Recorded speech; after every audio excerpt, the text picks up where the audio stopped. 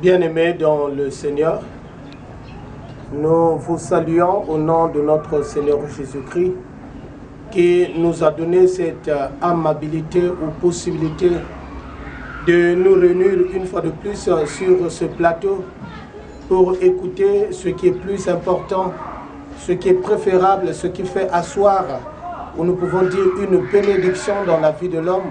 C'est la parole de Dieu qui est déclarée, une parole qui est la lumière qui éclaire nos chantiers. Et donc je t'invite à prendre place, je t'invite à être concentré, à être dans le bain pour que nous puissions commencer notre temps de prière. Nous commençons ce moment d'intercession ou à l'écoute de la parole de Dieu au nom du Père, du Fils et du Saint-Esprit. Louez l'Éternel car il est bon, car sa miséricorde durera toujours. Et donc c'est dans cette perspective de la louange que je t'invite à louer le Seigneur ensemble avec ce groupe gospel. Alléluia.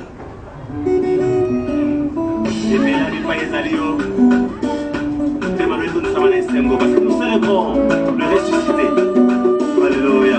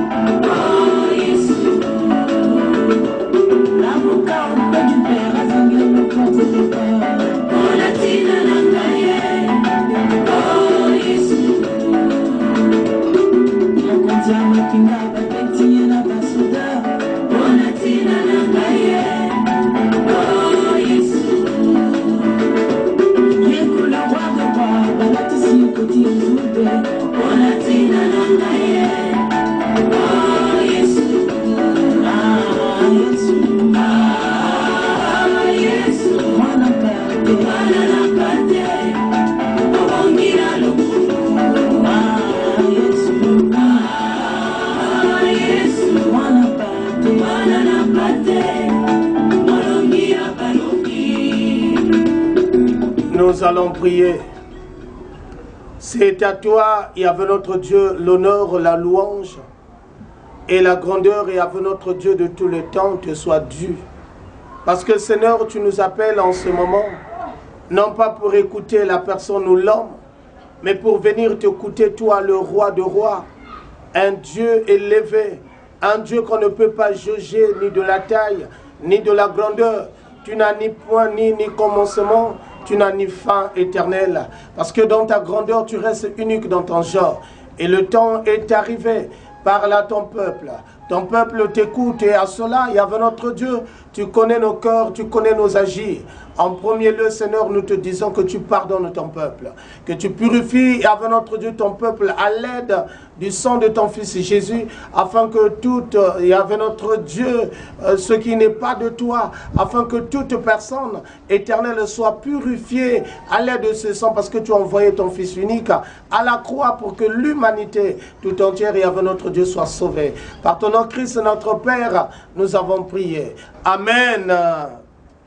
Bien-aimés dans le Seigneur, nous devrons le comprendre que le Seigneur nous aime. Et nous le savons dans ce mois, le premier mois de l'année, dans le mois de janvier, nous pouvons le dire que c'est un mois de rendre grâce, de dire merci à Dieu pour ses bienfaits. Parce que nous avons passé les 365 jours de l'année 2020 et nous y voilà dans l'année 2021. Et donc par cet amour où le Seigneur nous aime, où cet amour est vivable et réel, que je te dis, le Seigneur t'aime. Le Seigneur t'aime. Avant que nous puissions écouter la parole de Dieu une fois de plus, bien-aimé, bien-aimé, je t'invite à auditionner ce cantique et à adorer le Seigneur là où tu es, avant que nous puissions écouter la parole de Dieu.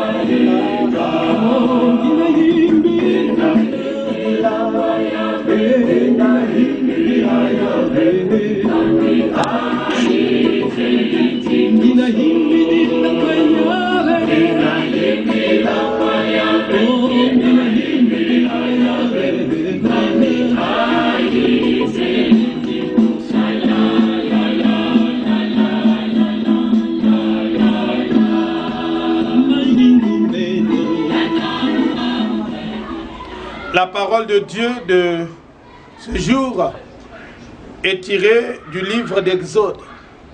Exode au chapitre 13, le verset 17. Exode au chapitre 13, le verset 17.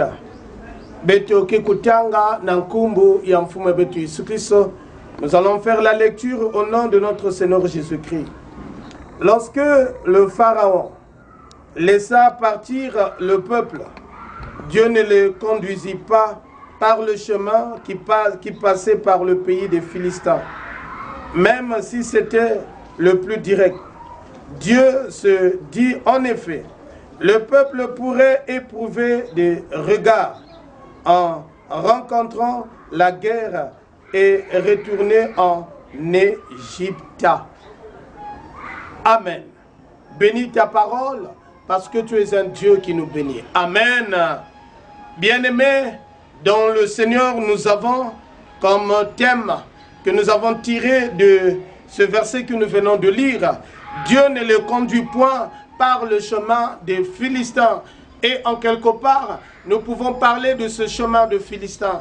Dieu qui connaît tout, qui voit tout, qui voit ce qui peut arriver, ce qui arrivera demain. Lui qui vit déjà dans le futur, il sait la pensée humaine, il connaît la personne. Dieu n'oublie en nous aucun, il connaît tout ce qui se passe dans notre être, dans notre vie. Et donc Israël chantait un cantique, il y a eu des moments dans sa vie qu'il chantait ce cantique de la douleur, à quand la délivrance, à quand que le Seigneur viendra nous sauver, après les avoir délivrés de la main de Pharaon. Et donc le Seigneur doit conduire ce peuple aux destinées, à la terre promise, là où le Seigneur l'avait promis qu'ils vont vivre en paix, là où ils auront, c'est-à-dire le plein droit d'adorer le Seigneur tel qu'il veut, non pas avec des empêchements, là où ils ne seront plus des esclaves. Et donc le Seigneur avait l'obligation, notre Dieu, de conduire ce peuple, mais il y avait le chemin bien établi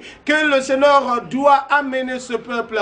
Mais il y avait aussi le chemin que nous pouvons dire, comme nous disons, il leur a interdit, le Seigneur ne leur a point conduit dans le chemin des Philistins, parce que dans ce chemin, oui, il pouvait arriver rapidement, en 2 semaines, en 1 mois, en 1 année, il pouvait déjà atteindre Canaan. Mais dans ce chemin, c'était vraiment houleux, compliqué, difficile, où il y a de temps, il pouvait croiser que des guerres sur guerre, rencontrer des guerres sur guerre, parce qu'il y avait des Philistins qui se levaient. Il y avait dans ce chemin, dans ce pays des Philistins, vraiment ça devrait être difficile.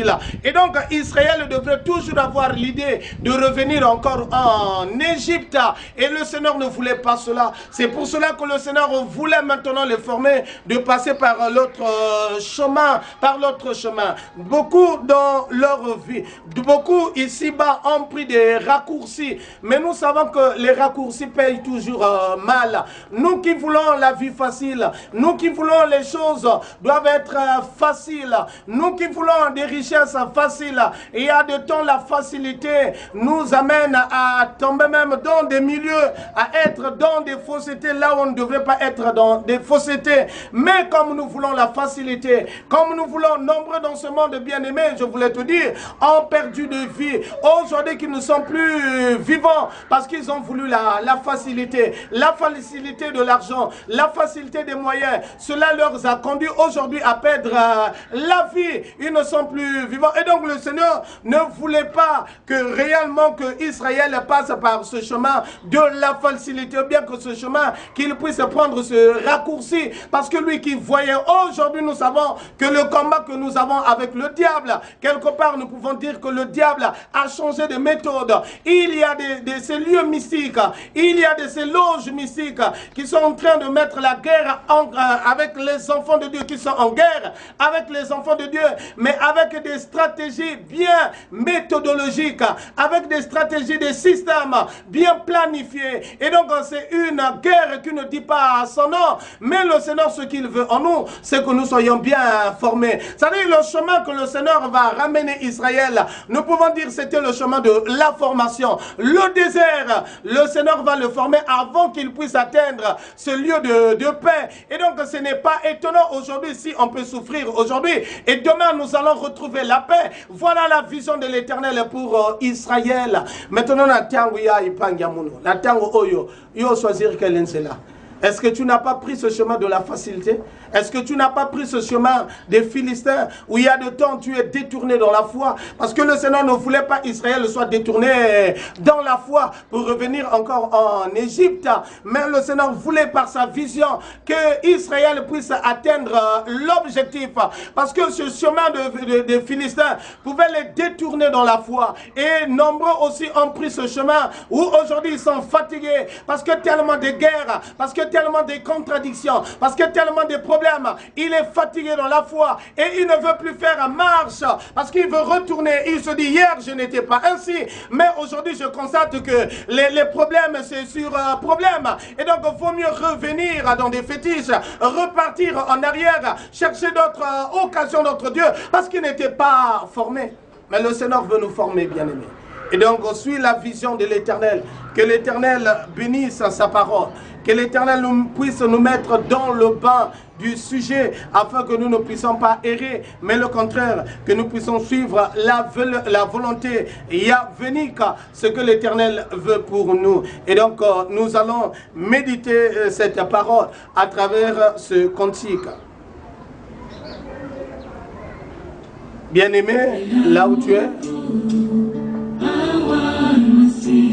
un temps de méditation,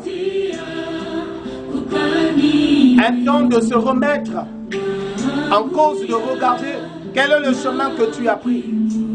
Est-ce que le chemin de la facilité, de vite arriver, ou bien dans cette formation que le Seigneur est en train de te conduire?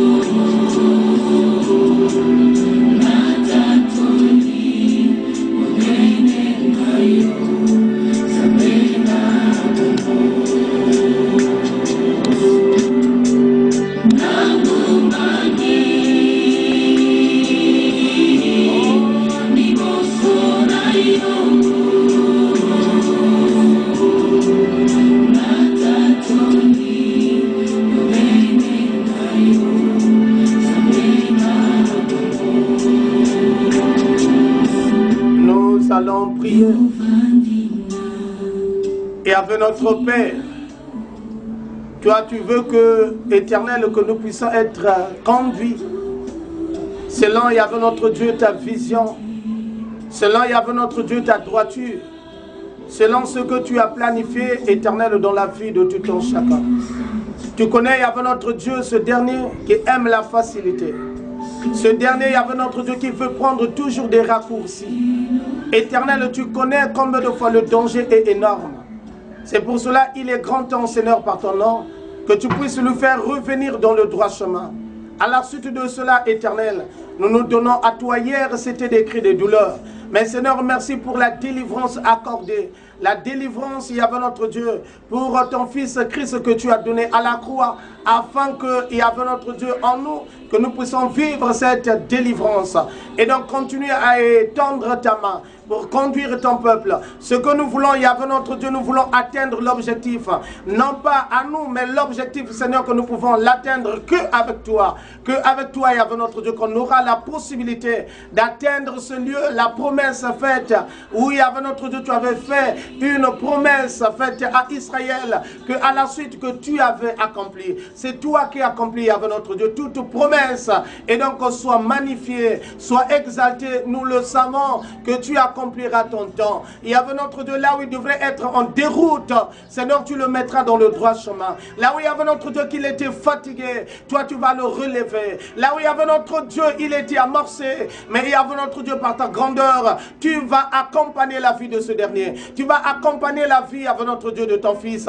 Tu vas accompagner, que tu es là pour donner la force, Yahvé notre Dieu, à cette dernière ou à ce dernier ou à cette famille éternelle qui était déjà fatiguée spirituellement. Oh Seigneur notre Dieu, merci pour ta présence. Merci pour ta main glorieuse. Merci d'avoir conduit, Éternel, les pas de tout un chacun. Parce que tu es un Dieu qui nous aime. Par ton nom, Christ notre Père, nous avons prié. Amen.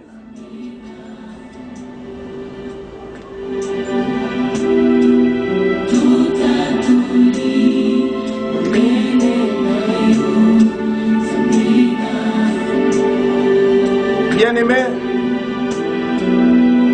nous disons merci à nous tous pour votre aimable attention. Mais ce que je peux te donner comme conseil, te dire comme conseil, que tu dois tenir jusqu'au bout. Laisse le Seigneur te conduire. Laisse le Seigneur qu'il puisse accomplir son plan. Mais toi, ne cherche pas à commanditer l'Éternel. Ce n'est pas possible. Parce que lui, c'est un Dieu qui veut nous commander tous les jours, qui veut nous conduire. Et voilà, c'est le conseil que je te donne. Laisse à Dieu de conduire ta vie. C'est là où tu verras une délivrance normale. Quand le Seigneur conduit une vie, ça voulait dire que nous avons la possibilité d'aller de l'avant. Parce qu'avec lui, il écrasera la tête de nos ennemis. Merci, que le Seigneur te bénisse. Recevons la bénédiction de la part de notre Seigneur. Que lui-même, le Seigneur de gloire, le Seigneur de paix, qu'il puisse te bénir, qu'il puisse te garder, te donner la paix, que le monde ne donne jamais, maintenant et éternellement, au nom de Jésus. Amen.